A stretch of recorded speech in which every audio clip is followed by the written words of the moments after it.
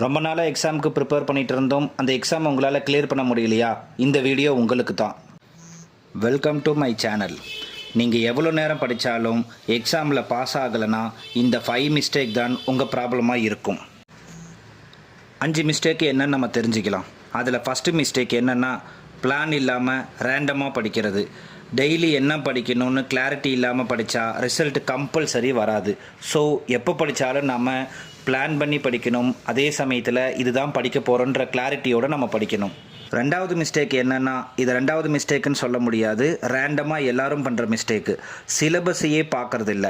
சிலபஸை ஃபுல்லாக புரிஞ்சிக்காமல் படிக்கிறாங்க. சிலபஸ் மட்டும்தான் உங்களை எக்ஸாம் வரைக்கும் கொண்டு போய் விடும். சிலபஸை ஃபாலோ பண்ணி அதை ஃபுல்லாக தெரிஞ்சுக்கிட்டு புரிஞ்சிக்கிட்டு அதை படிக்கணும். சிலபஸை படித்தாதான் என்ன இம்பார்ட்டன்ட்டுன்னு தெரியும். எல்லாத்தையும் படித்தா டைம் தான் வேஸ்ட் ஆகும். தேர்ட் மிஸ்டேக் என்னென்னா, தியரி மட்டும் படிச்சுட்டு ப்ராக்டிஸ் பண்ணாமல் இருக்கிறது. எக்ஸாமில் கொஷின்ஸில் சால்வ் பண்ணால் தான் ஸ்பீடு வரும். ஸோ ப்ராக்டிஸ் அப்படின்றது ரொம்ப இம்பார்ட்டன்ட். நாலாவது மிஸ்டேக் என்ன அப்படின்னா, கன்சிஸ்டன்சி இல்லாமல் படிக்கிறது. டெய்லி 4 மணி நேரம் படித்தாலே போதும் எக்ஸாம்ஸை நம்மளால் கிராக் பண்ண முடியும். அஞ்சாவது மிஸ்டேக் என்னென்னா, ப்ரீவியஸ் இயர் கொஷின்ஸை இக்னோர் பண்ணுறது. அதை பார்க்கலனா எக்ஸாம் பேட்டர்ன் புரியாது, எப்படி எக்ஸாம் கொஷின்ஸ் கேட்குறாங்கன்னு தெரியாது. ஸோ ப்ரீவியஸ் இயர் கொஷின் பேப்பரை நம்ம கம்பல்சரி ப்ரிப்பேர் பண்ணணும்.